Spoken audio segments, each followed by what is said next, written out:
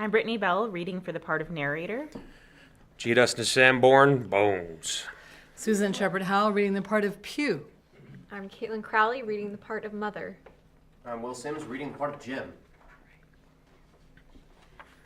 About noon, the next day, I stopped at the captain's store with some medicines. Who is it? It's me, Jim. Come in, Jim, come in. Jim, you're the only one here that's worth anything. You know, I've always been good to you, never a month, but I've given you a silver foul penny for yourself. Now, you see, mate, I'm pretty low and deserted by all. Jim, you'll bring me a noggin of rum, won't you, matey? But the doctor said... Doctors is all swats. If I don't have a drain of rum, Jim, I'll have the horrors. I see some of them already. Seen old Flint in the corner there, behind you. It's plain as print. I seen him, Jim. I'll give you a golden guinea for a noggin. When I brought it to him, he seized it greedily and drank it out. That's some better, sure enough. Now, matey, did the doctor say how long I was to lie here in this old bath? Why, a week at least. Under a week? I can't do that. They'd have the black spot on me by then. The lubbers is going about getting the wind of me this blessed moment. Lubbers as couldn't keep what they got and want to nail what's in others. It's in me old sea chest, Jim. The thing they're after. It took me to the black spot, I know it. I was first mate. I was old Flint's first mate, and I'm the only one who knows the place. He buried it. He gave it me at Savannah when he lay a-dying. What's the black spot, Captain? A summons from old Flint's crew. A summons. And them as gets it, Jim, is lucky when they're dead. So, a week went by, and then, about 3 o'clock of a bitter, foggy, frosty afternoon,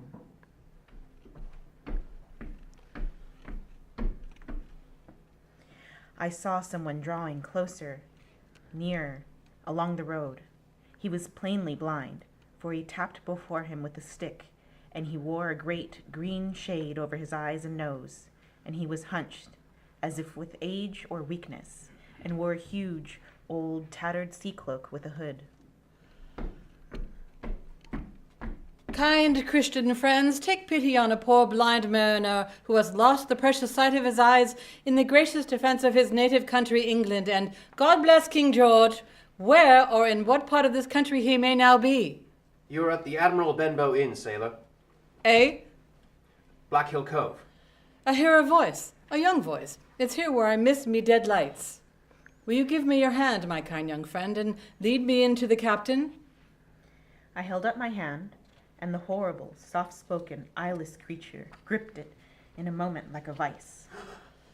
Now, boy, take me in to the captain. Sir, upon my word, I dare not. You heard me. Take me in straight. Will you take me in to the captain?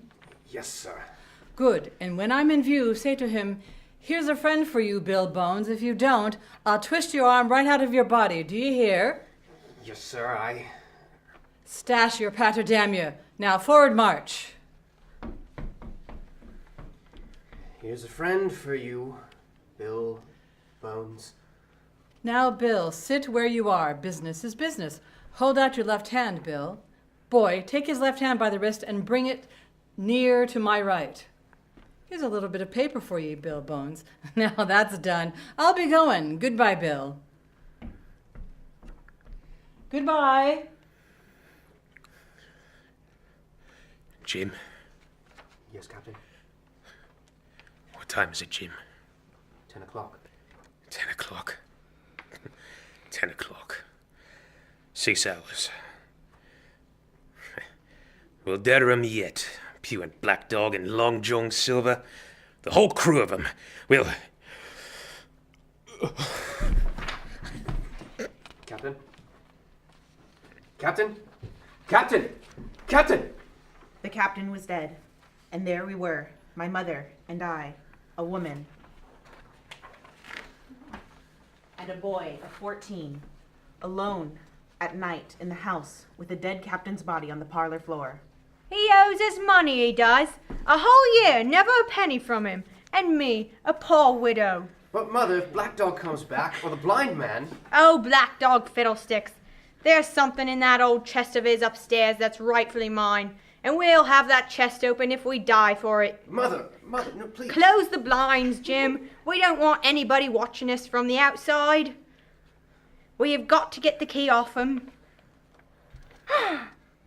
Look, Mother, look. On the floor, close to the dead man's hand, there was a little round of paper, blackened on one side. You have till 10 tonight. 4 hours. Now, Jim, find that key. I felt in his pockets, one after another. Perhaps it's round his neck. Tear open his shirt. There, sure enough, hanging on a bit of terry string, we found the key. Then my mother got a candle in the bar. And holding each other's hands, we went upstairs to his room. Give me the key, Jim. Now then. Nothing in here. Not a thing of value. Not a penny. Wait. Mother, look. There, before us, lay the things in the chest. A bundle, tied up in oilcloth, looking like papers, and a canvas bag that he gave forth at the touch of a jingle of gold. Do you see, Jim? I knew we'd find it. But I'll show these rogues that I'm an honest woman. I'll have me due, and not a farthing over. Here, Jim, hold this bag. The coins were all of countries and sizes, doubloons and louis and guineas and pieces of 8. Mother, What is it, Jim? Mother, listen. Come, Mother, take the hold and let's be gone. No, I'll have me due, Jim, and no more. But Mother, you heard him. That was the blind man. I know what I'm doing. I know me rights. But Mother, you don't know. Hello, my name is Erica Branwell. I'll be reading a National Geographic excerpt. Buzescu's well-to-do have a thing for flamboyant decor. Vandana Isplantis sits with her 13-year-old daughter, Idera, in a bedroom that looks like a honeymoon suite, except for the picture of the Virgin Mary on the headboard. Odds are Idera's closet will never hold headscarves and long flowered skirts, the traditional Romani dress. Hi, Susan Shepard Howell reading an excerpt from a Nat Geo article on the 1917 Bolshevik Revolution. Commuters swarmed across the square, busy on their way to and from the heart of Moscow. I stood among them, watching the scene. Bedraggled, desperate figures sold old communist flags, Red Army uniforms, and cigarettes. A column of Hare Krishnas with shaved heads, dressed in their saffron robes and beating their drums, pushed through the milling crowd. Bits of torn newspapers and empty drink cans were scattered across the pavement. Where once there were slogans and posters paying obeisance to Marx, Engels, and Lenin, banners now promoted holidays in the Canary Islands for the few Russians with enough money for travel.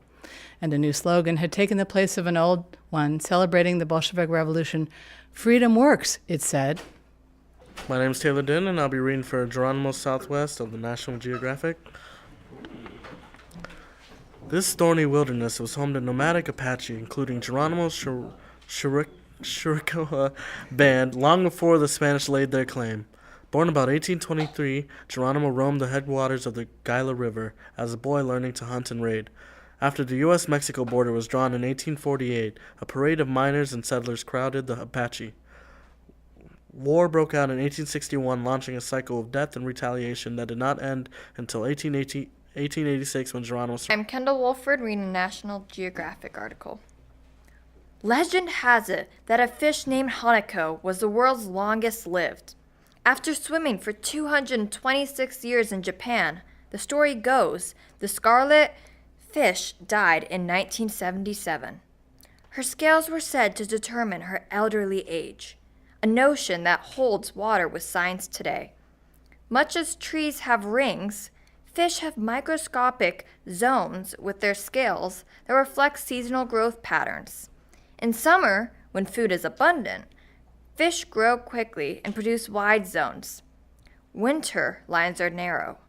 A pair of zones represents 1 year. In Hanako's case, adding them up must have taken an eternity.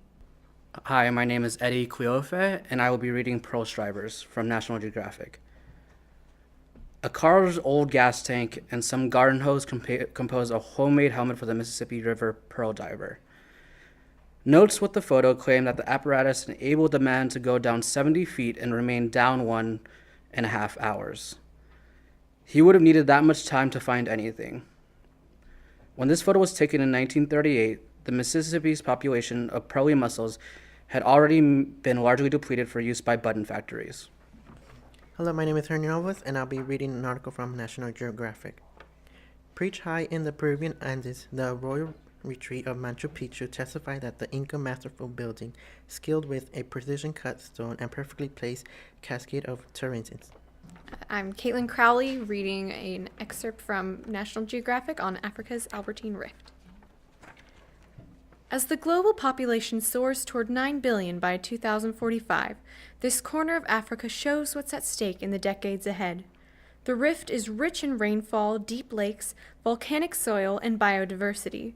It is also one of the most densely populated places on Earth. A desperate competition for land and resources, and between people and wildlife, has erupted here with unspeakable violence. How can the conflict be stopped? Will there be any room left for the wild?